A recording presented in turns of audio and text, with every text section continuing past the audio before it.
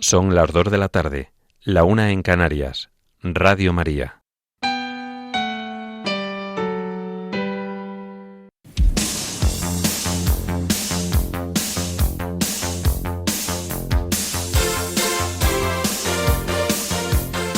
Servicios informativos de Radio María.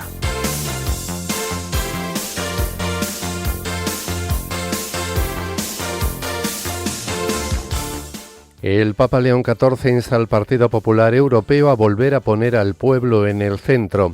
E Irán desmiente que esté previsto un encuentro hoy con Estados Unidos en Islamabad. Estas y otras noticias en el informativo que ahora comenzamos. Buenas tardes.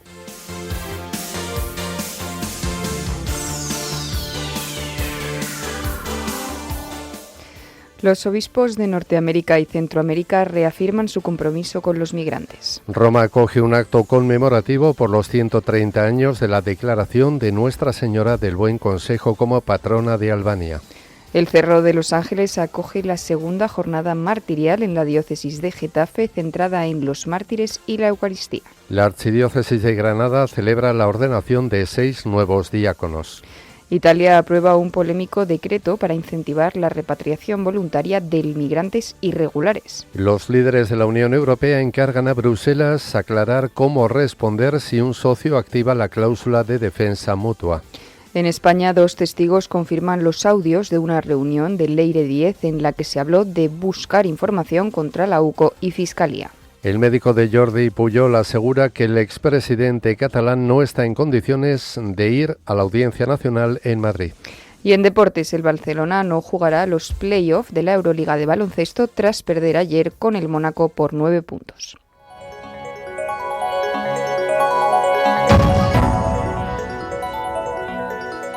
El Papa León XIV ha instado hoy al Partido Popular Europeo a recuperar el espíritu fundador de la Unión Europea, reforzar sus raíces humanistas y cristianas y volver a poner al pueblo en el centro de la acción política, advirtiendo contra los riesgos del populismo, el elitismo y las ideologías en un contexto de creciente desconexión entre ciudadanos e instituciones.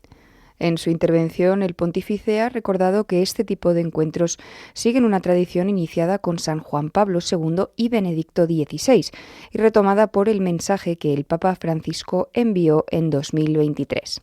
Asimismo, ha destacado la inspiración del partido en figuras como Adenauer, De Gasperi y Schuman, que son considerados los padres fundadores de la Europa contemporánea. El Papa ha afirmado que la Unión Europea nació tras la Segunda Guerra Mundial como respuesta a una urgencia histórica, impedir que el continente volviera a caer en un conflicto devastador.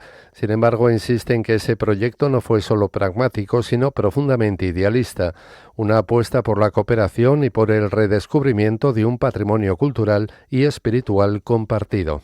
Según el obispo de Roma, los fundadores europeos estaban motivados por su fe personal y consideraban los principios cristianos como un factor unificador capaz de superar el espíritu revanchista y destructivo del pasado. El pontífice definía la política como una tarea que debe ofrecer un horizonte ideal y mirar hacia el futuro, incluso cuando exige decisiones difíciles o impopulares por el bien común. En esa línea, León XIV recuperaba la idea tradicional de la doctrina social de la Iglesia de que la política puede ser la forma más alta de caridad, cuando está plenamente comprometida con la construcción del bien común. No obstante, el Papa ha advertido que perseguir un ideal no equivale a abrazar una ideología. Para el Santo Padre, las ideologías son una deformación de la realidad que terminan sometiendo a la persona humana a un proyecto artificial, anulando sus aspiraciones de libertad, felicidad y bienestar. Antes de finalizar su discurso, el pontífice ha señalado que el propio nombre del Partido Popular Europeo obliga a una tarea concreta, que el pueblo debe ser el centro del compromiso político. Rechazando la visión del pueblo como simple receptor pasivo de decisiones, ha defendido que debe ser un actor activo y corresponsable del proceso político. Por último, el Papa León XIV ha alertado sobre 2 peligros: el populismo, que busca un consenso fácil, y el elitismo, que actúa sin consenso social. Frente a ambos, el sucesor de Pedro ha propuesto una política verdaderamente popular basada en el tiempo, el diálogo, la participación y el amor a la verdad. Cambiamos de asunto. El Ministerio de Exteriores de Irán desmintió a última hora de ayer que se vaya a celebrar un encuentro con representantes de Estados Unidos en Islamabad, donde ya ha llegado el titular de la cartera, Abbas Araghchi, para abordar con las autoridades de Pakistán el conflicto desatado a finales de febrero con la ofensiva lanzada junto a Israel contra Teherán. En un breve mensaje difundido en sus redes sociales, el portavoz de Exteriores, Ismail Baghei, ha enmarcado la visita oficial de Araghchi a la capital pakistaní como parte de los esfuerzos de mediación y buenos oficios que están llevando a cabo altos cargos de Pakistán para terminar con la guerra y restablecer la paz en la región. Baghei ha desmentido así las palabras de la Casa Blanca, que ha apuntado a conversaciones directas con Teherán tras confirmar que el enviado especial estadounidense Steve Witkoff y el asesor Jared Kushner viajarán hoy a Islamabad. En este contexto, el Departamento del Tesoro de Estados Unidos ha anunciado la imposición de sanciones contra la operadora de la segunda refinería privada de China por sus relaciones comerciales con Irán y con el ejército de la República Islámica, a pocas semanas de que el presidente de Estados Unidos, Donald Trump, visite Pekín en una esperada cumbre de líderes con su homólogo chino, Xi Jinping. Las refinerías estatales chinas se han distanciado de la compra de crudo iraní, pero los gigantes privados han cubierto este vacío aprovechando los suculentos descuentos ofrecidos por el gobierno iraní. La Oficina de Control de Activos Extranjeros de Estados Unidos ha determinado que desde al menos el año 2023 la empresa Hengli ha recibido cargamentos de petróleo iraní procedentes de una serie de buques sancionados que por sí solo han entregado más de 5 millones de barriles de crudo iraní.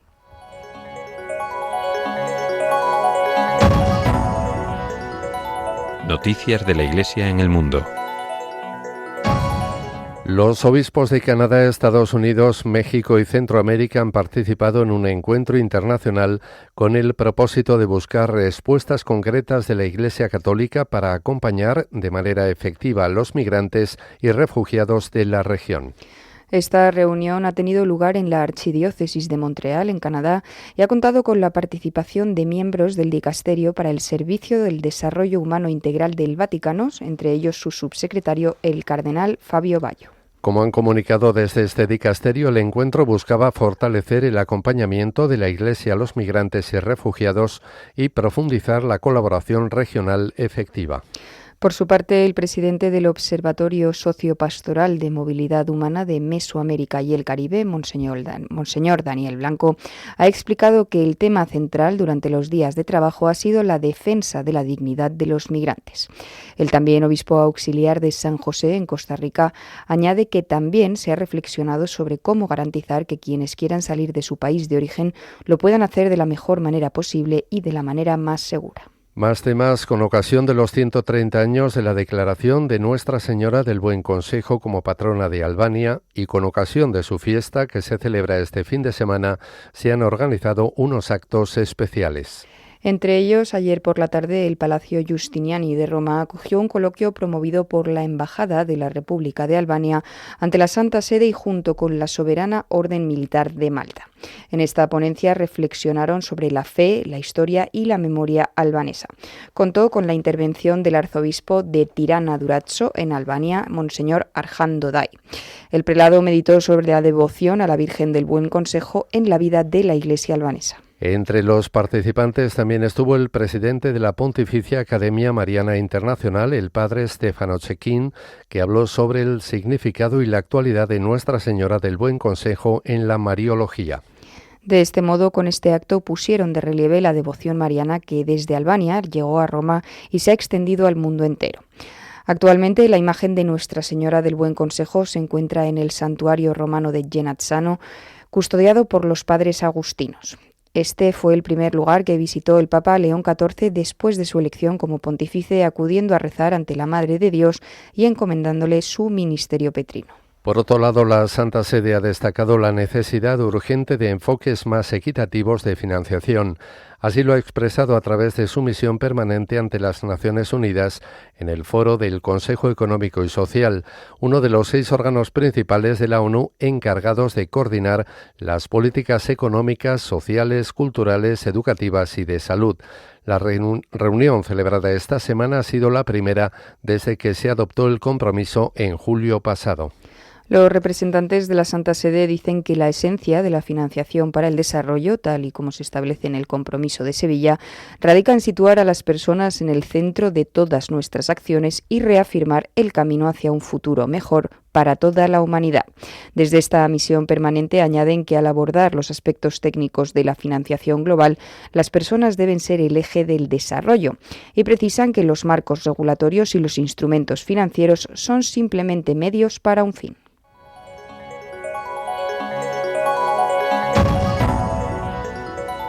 Noticias de la Iglesia en España. Como hemos venido informando, el Cerro de los Ángeles de Getafe acoge hoy la segunda jornada martirial en la diócesis de Getafe. Al igual que el año pasado, esta iniciativa continúa la experiencia comenzada hace ya muchos años por la asociación Amabam en otras diócesis, principalmente en la de Barbastro-Monzón. Como explican desde esta diócesis, el objetivo de estas jornadas es honrar el testimonio de quienes han dado su vida por la fe de Jesucristo, recordando sus ejemplos y sus virtudes.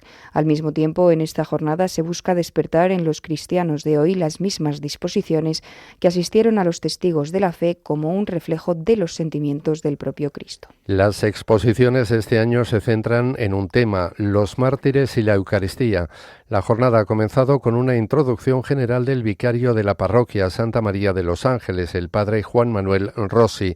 La primera conferencia ha estado a cargo del delegado diocesano para las causas de los santos de la diócesis de Getafe, el padre José Ramón Godino. En ella ha presentado el ejemplo de los seminaristas mártires de Madrid. La segunda conferencia de la mañana ha estado impartida por el presidente de la asociación Amabam, el doctor Martín Ibarra, que ha abordado el tema aspectos generales de la devoción eucarística durante la persecución religiosa en España entre 1931 y 1939. Esta tarde comenzarán con una conferencia sobre los mártires de Pinto que será brindada por el profesor Antonio Alonso Marcos, autor del libro Los mártires de Pinto, la vida religiosa en Pinto a comienzos del siglo XX. Participará también Teresa Esteban, sobrina y nieta de estos mártires.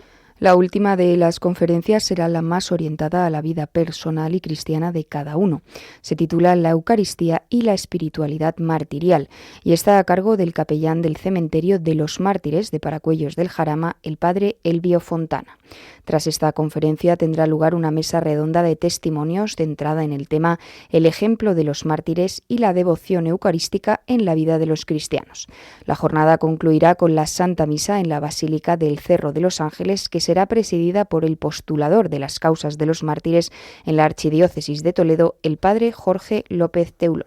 Y nos vamos a Andalucía. La Archidiócesis de Granada ha celebrado esta mañana la ordenación de nuevos diáconos. Esta ceremonia ha tenido lugar en la catedral de esta ciudad y ha estado presidida por su arzobispo Monseñor José María Gil Tamayo. Con esta ocasión, el prelado había pedido a los fieles que intensificaran su oración por los nuevos diáconos y por las vocaciones al sacerdocio.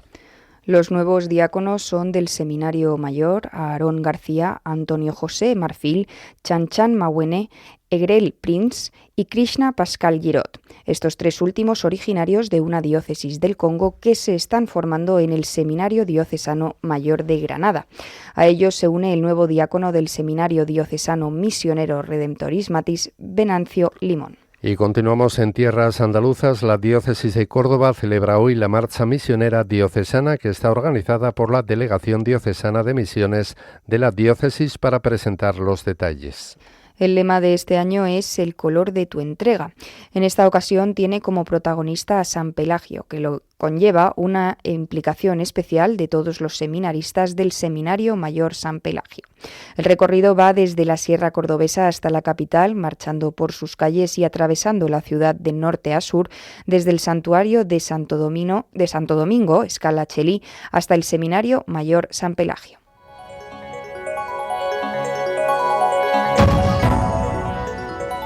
Información internacional.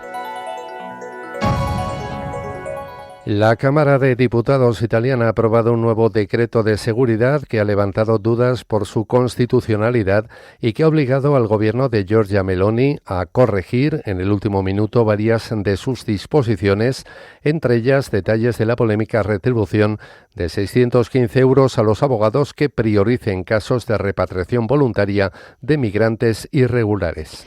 La primera ministra italiana ha afirmado que con la medida aprobada el Estado tendrá más instrumentos para combatir la violencia, el deterioro, las ocupaciones abusivas, la criminalidad extendida y la inmigración ilegal. La legislación, que ha salido adelante con 162 votos a favor, 102 en contra y una abstención tras 2 intensos días de debate, contempla no solo este incentivo, sino otras medidas como endurecer el control sobre las armas blancas o la detención preventiva de hasta 12 horas para personas consideradas peligrosas. Les contamos también que los jefes de Estado y de Gobierno de la Unión Europea han pedido a la Comisión Europea que aclare la operatividad de la cláusula de defensa mutua prevista en los tratados de la Unión.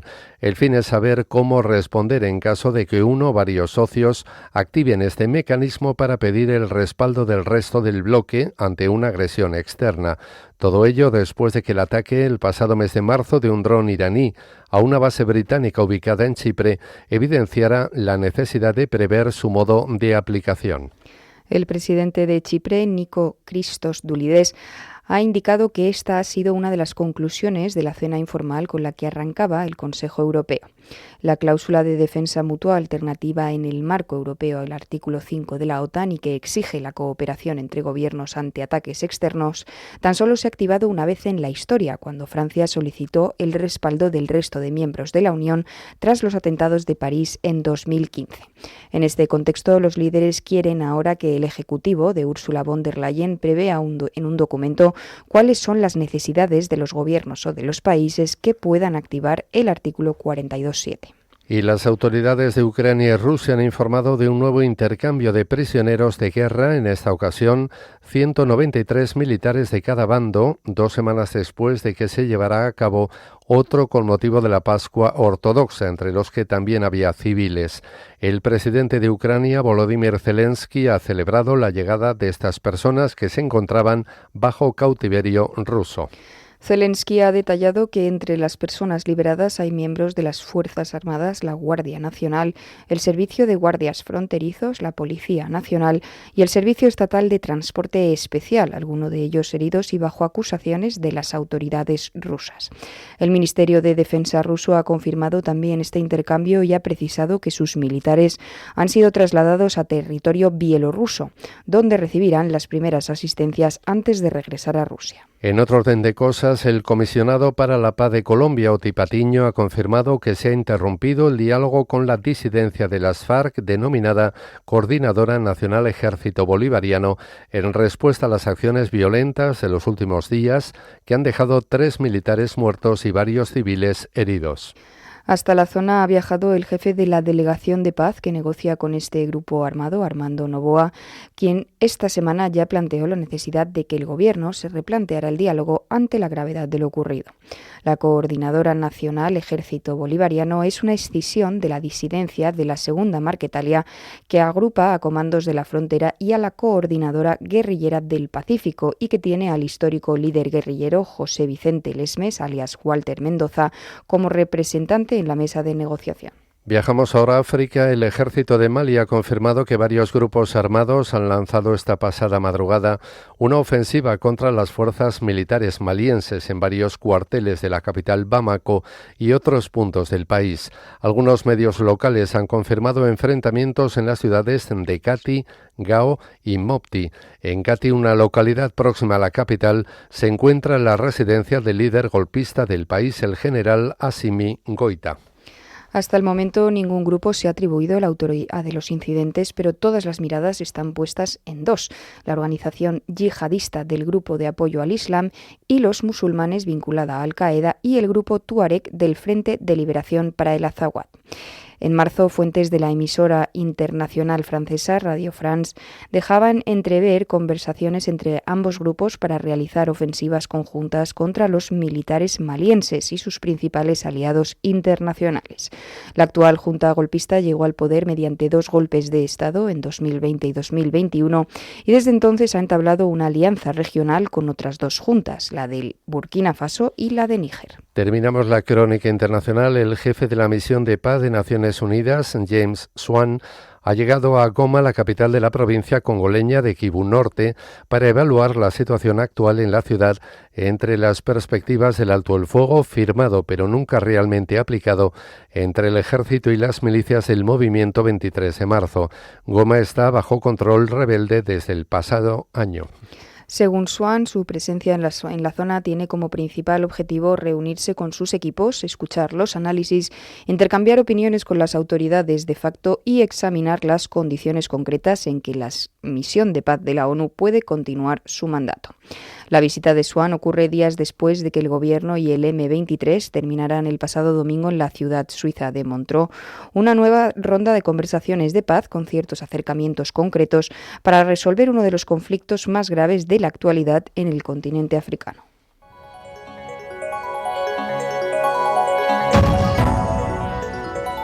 Información nacional.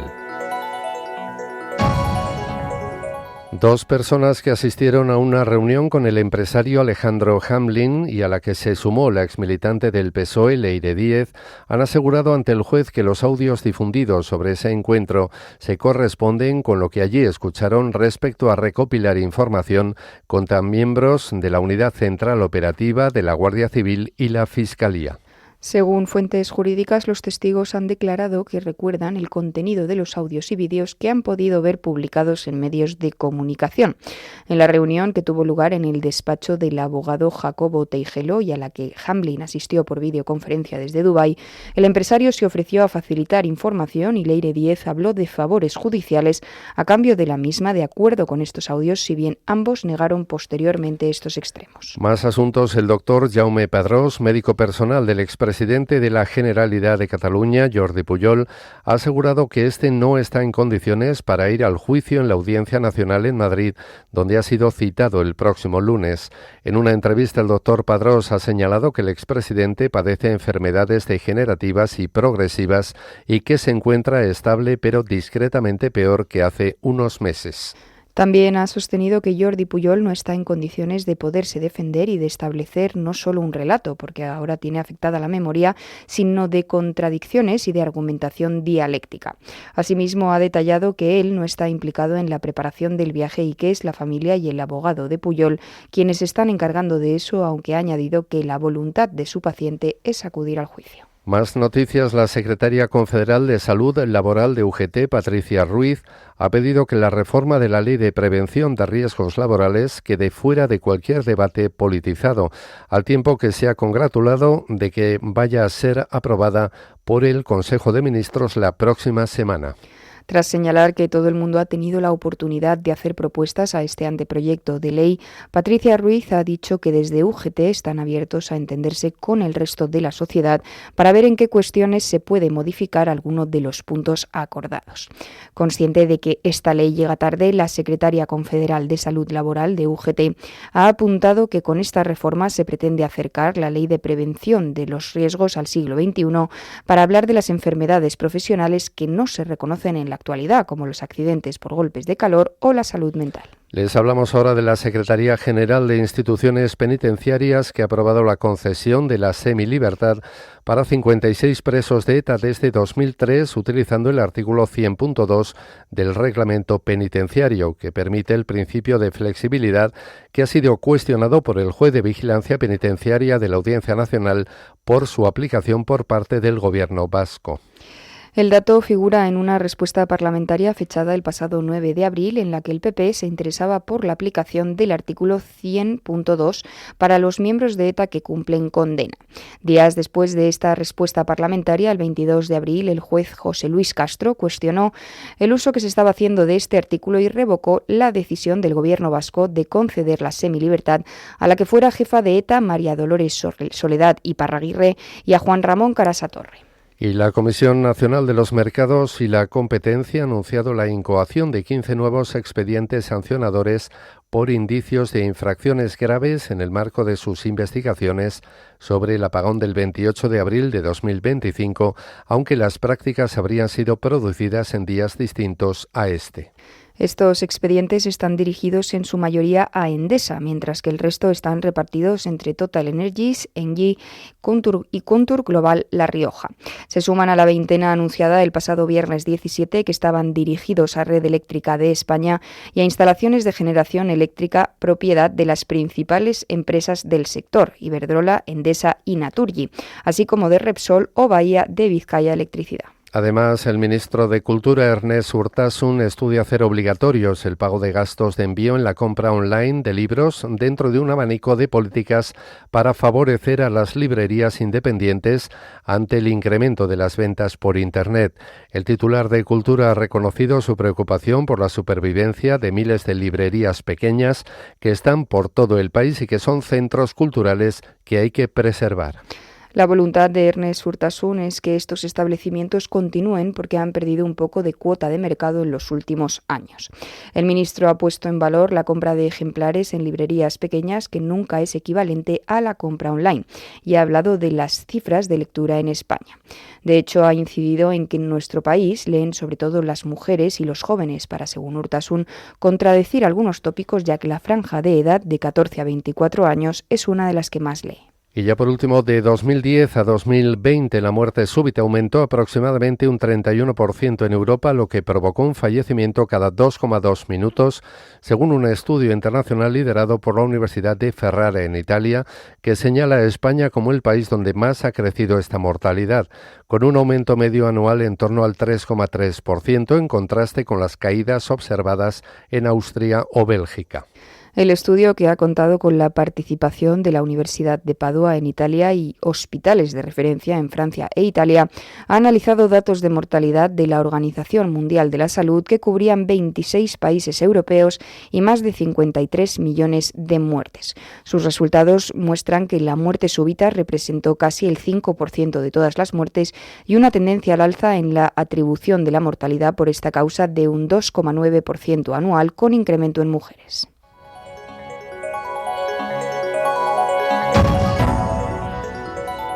Información deportiva. Comenzamos hoy con baloncesto. El Barcelona perdió ayer por 9 puntos, 79-70 con el Mónaco, por lo que no accede a los play-offs de la Euroliga, pese a rozar una remontada de 18 puntos en la segunda mitad. El equipo azulgrana terminó su andadura en Europa en el mismo escenario que el año pasado, el Sal Gaston Medecin del Principado, en aquel entonces en el quinto partido de cuartos de final. El conjunto monegasco se verá las caras con el Olympiacos griego en los play-offs. Por otro lado, España ha presentado oficialmente su candidatura para organizar la Copa Mundial Masculina de Rugby de 2035. Esta se plantea como un proyecto que integra a instituciones, territorios y a toda la comunidad de este deporte, con el fin de posicionar a nuestro país como sede de uno de los mayores eventos deportivos globales. Durante la Gala del Rugby Español 2026 se destacó la evolución estructural de este deporte en nuestro país y su creciente presencia en competiciones internacionales. Y finalizamos este informativo con la previsión del tiempo realizada por Miriam Herraiz. Esta tarde tendremos precipitaciones en puntos del centro y de Andalucía que pueden ser de moderada intensidad en los Pirineos, el sistema central y puntos del noroeste. No se descartan algunos chubascos más débiles en el archipiélago canario y seguiremos hablando de calima. Mañana domingo se formarán tormentas a partir del mediodía en Pirineos, en la Ibérica Riojana, el sistema central y puntos del noroeste y el oeste. No se descarta algún chubasco en Canarias y la calima irá a menos y el viento soplará con fuerza en el estrecho y el archipiélago canario. La mar estará alterada en el estrecho y en Canarias con olas de entre 1 y 2 metros y las temperaturas, las mínimas no variarán y las máximas subirán ligeramente.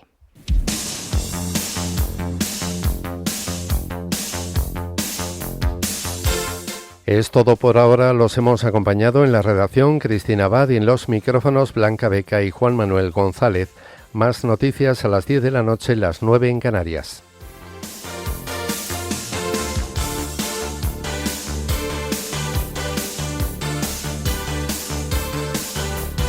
Informativos de Radio María.